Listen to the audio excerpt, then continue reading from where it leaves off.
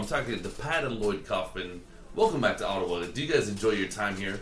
We love it. Yeah. We love it. Great city. And we love you. That's the amazing thing. Now, you have a great radio voice. Surprisingly enough, you're sort of a radio person. You should get him to do voiceovers for Yeah, you. we have a new movie that the commissioner and Justin Martell and John Brennan have produced called #Shakespeare Shitstorm, based on The Tempest. We're just getting to the point where we need the trailers.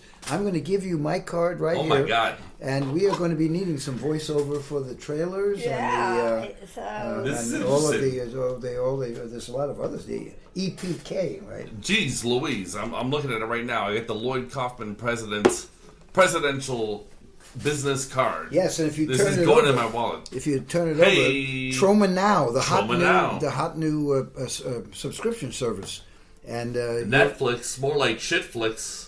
Exactly. Everybody hates them. They hate them. Yeah, Troma Now. It's the future now. It is. Yeah. Right? Troma Now. Yeah. It's the future now, right, Commissioner? Right. And the first month is free, right? So the first month is free. Then it's $4.99, but it's a Mongolian dollar, so it's about $500 US dollars. Got it. No, $4.99. In Canada, it's probably less. We're here for Return to Nukem High, Volumes 1 and Volume 2.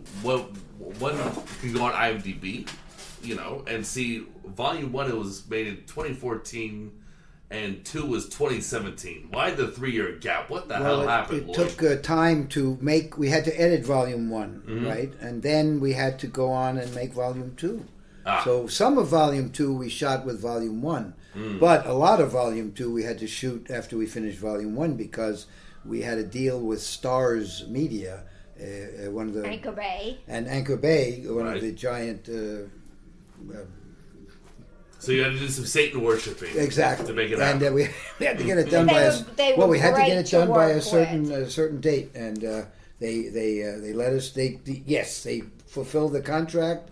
They did everything they were supposed to do, and they let us alone. They let us make a movie that the Museum of Modern Art premiered, had the world premiere, the New York Museum, MoMA. New York Museum of Modern Art. The commissioner and I, where we had the cast there. And the security people told me it was the biggest crowd they ever had for a screening. Jeez Louise. The biggest turnaways, the most turnaways of any screening they had.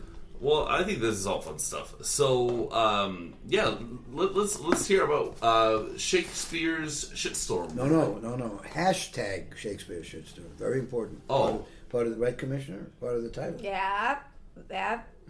And so you did Romeo and Juliet with the great James Gunn. Yes. So how was it to return to Shakespeare in the traumatized version? Well, The Tempest is my favorite Shakespeare play, and I'm of a certain age, and the play deals with the loss of power and age and magic, and it's got a monster, and it's got fairies, and it's got spirits. And fecal matter. It could. If and it does. If you've seen, in this case. Yeah.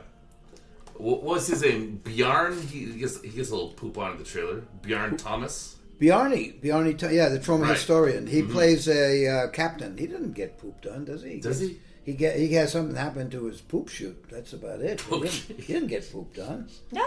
All right, I'm misremembering. No, he's in Return. Social media is very misleading. Bjarne is in Return to Nukem High 1 and Return to Nukem High 2. We all lived together on that movie in a abandoned funeral home. And he's Icelandic. How did you meet that guy? He's obsessed with Troma. He's like many people. He's like a Troma historian. He knows so much. It's ironic that Quentin Tarantino is playing at this theater, and so is Troma, because Kill Bill is the reason. He told me at the Sitges Festival to do something bigger. And since we don't have money, when I saw we can't do anything much bigger than $500,000. But when I saw that he did Volume 1 and 2, I said to myself, okay, on the highest level, okay, we'll do the same thing. We'll make Volume 1 and Volume 2. And today, same theater. We just watched Once Upon a Time in Hollywood for the first time again, and it's wordplay, I guess. That's a line from a Troma movie. Yeah. Nice. And boys, it's fun the second time. I had more fun with it the second time. I mean, I could watch it a third time. It's great. Tarantino just... Yeah. Lloyd, Tarantino packs the screens visually with so many references and information. It was just fabulous. Yeah, and that's what Lloyd does. He came to Cannes with us. No, remember we saw it all the love you can. He used to. Yeah, that's right. Yeah, he's in but when he had Reservoir Dogs, he hung out in our offices in Cannes. Cool. He wore the T-shirt and all that stuff. And then the next year he had the same T-shirt. He came back with the same T-shirt. It was very interesting. And he recently showed Sweet Savior. In his theater at the New Beverly. At the New Beverly, Great theater. Sweet Savior was an early job of mine, and Troma distributed it for many years. It's a Manson piece, and it stars Troy Donahue. Do you know who he was? Troy Donahue. It was like a surfing beach blanket bingo heartthrob. Sounds like something that would play at the New Beverly. I like it. There's a major it's a Manson. 60s, it's early 60s. But he plays Charles Manson. It was kind of a Charles Manson. And when it came out, it flopped because in those days, if you did anything bordering on religion, you got banned. So he had to change the title to something. I can't remember what it was. But now it's back to Sweet Savior. I saw a really funny article that it was your daughter. She's in finance to rebel against. Isn't that amazing? Wow, how did you find that? Did you see the Huffington Post piece? Where she... Yeah, that's what. Yeah. That was really funny. Yeah.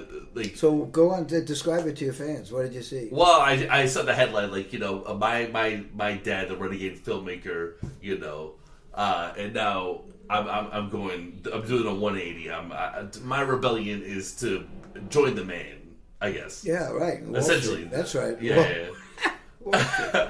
She went to Harvard Business School. That's pretty good. Yeah, and, worked for Bank of America first, and then Barclays. Yeah. Yep, and then decided to destroy her life. Threw it all away, and is in the film world. Oh. Okay. Yeah. She's a great writer, too. That's what you saw with that article. Yeah. Right? She wrote that thing. And there's some priceless lines in this. It's amazing. Everywhere we go, people have read Lily Hayes Kaufman's article. And her husband, by the way. So you're no King Lear. You have an inheritor. Well, no, I don't want them to inherit. So, no, I give up my throne, believe me. Oh. I wouldn't wish it on anybody. Oh, no. No, I would wish it on people I hate, maybe. But no, Michael Herz and I, we're very lucky, and we're very grateful to our fans, and we've had a great time. But at some point, you can't you can't make money. Not in the current atmosphere, not when you've got 5 white men or whatever handling everything we see, eat, breathe, see. It's hopeless. But there's a lot of good talent coming in through the mainstream. So as a consumer, I can't complain too much.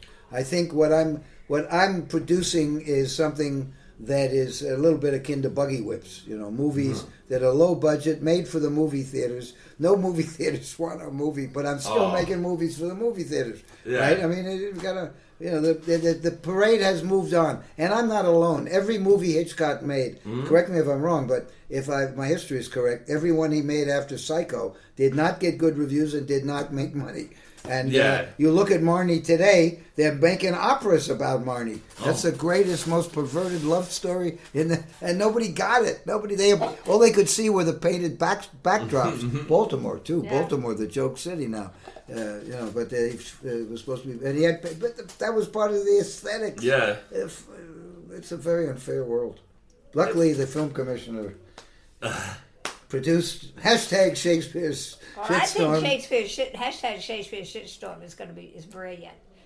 We'll see. We'll see how it goes. It touches on very sensitive topics and in unexpected ways, and I think it's a brilliant film. And much of it, if not most of it, is in iambic pentameter and couplets, as was Romeo and Juliet. Right. We would serve our coffee in couplets too. We were so Shakespearean, but they were hot couplets. And so you were the New York State Film Commissioner. Yes, for 20 years, almost 20 years. Break it down. What does that mean to the Ottawa people who might not know what that means. Well, by the way, you have a great film commission here for Ottawa, as what for the province, and then you have a great film commission for Toronto, and you have a national film commission. So what the film commissions do, and it's what I did for New York State, is it's the responsibility of the commission to work to build the industry in whatever region that commission covers or represents, and you do it by finding ways to make sure that the productions can do what they need to do, that the companies can get the support that they need to get, so they want to have their companies based in your region. And the single most important thing that I did was the creation of the New York State Film Incentive Program, which, by the way, we needed to do because Canada was the first. Canada, It came out of Ottawa. Canada, so kudos to to the Canadian government. Canada came up with the idea of having incentives to bring film production to Canada. They were targeting Hollywood primarily, but they were targeting also Europe and that sort of thing. And it was brilliant. And it worked, and it was destroying the rest of us. And kudos to you guys. You did it. So you brought us to New York, and but it took me 7 years before I could get New York to agree to it. But once we got it, right, you guys started your incentive in '97 or '98, and it was brilliant, and immediately had an amazing impact. I couldn't get mine passed until 2004. Okay. But once we got it going. It was wildly successful for us, just as yours has always been wildly successful for you. And it's gotten to the point now that the incentive for New York City and state brings in the incentive alone, just projects that get the incentive, because not everything that comes to New York gets the incentive. But for the projects that do get the incentive, it's now creating $4 billion in production every year. That is per year in New York City and state, getting that attracted by that incentive. That's a big bag of Cheetos. $4 billion. Yeah. And they've built new studios, have they not? Just like 10 new studios. 10, we already had good studios and all, but something like 10, in the interim now, I can't even tell you how many sound stages that represent. So it's just been phenomenally successful. But it all started here. You guys were the geniuses that came up with it. And film commissioners are usually political plums, but Pat had worked in the film industry, so she knew about locations. She didn't have the big learning curve. Actually, the other commissioners, they don't even have the learning curve, most of them. There are a few really good ones. But she among other things, was appointed by both Republican and Democratic governors. All right. Because she was so good and got the results, and they kept her in. 4 different governors. I like that. Wow, 4 governors. Jeez Louise. Yeah. That's a win. She is the Babe. Do you know who Babe Ruth? Yeah. She's the Babe Ruth of film commissioners. Hey. Nobody has served that long, and she's lasted. His batting average was probably better than mine, but I like it. So, are you happy that James Gunn is back in the Marvel Cinematic Universe? It's a very good lesson for people. James Gunn is a loving person, and he's a truthful person. And truth and love is all you need. And I have a feeling that the world will learn a lot from that, and has learned a lot from that. Because he just made some jokes. It was nothing. It was basically nothing, and we're supposed to have. But you're right. It was jokes. We're supposed to have due process, and he didn't have due process. Nor did Al Franken, and it's a lot of horse shit. And by the way, once upon a time in Hollywood, I made a video about my interpretation of it. I could be wrong, but go to Lloyd Kaufman, Quentin Tarantino. Once upon a time, you get a 5-minute video. But I think that this masterpiece is Quentin Tarantino's answer to the excesses and the some of the outrageous muffling of the First Amendment of our freedom of speech by the so-called Me Too thing. the stuntman, Brad Pitt's character, right? Yeah. There's all this rumor that he killed his wife. Did he kill his wife? Maybe he killed his wife. Everybody's bad mouthing him, and he can't get work as a result of it. No, he was acquitted. There was no due process, right? Again, this is and Brad Pitt has the opportunity to boff a hot 16-year-old. He doesn't do it. He goes and risks his life or takes a chance and saves his friend Bruce Dern, the blind guy. Makes sure that he's okay. He didn't have to do that. That's pretty damn nice.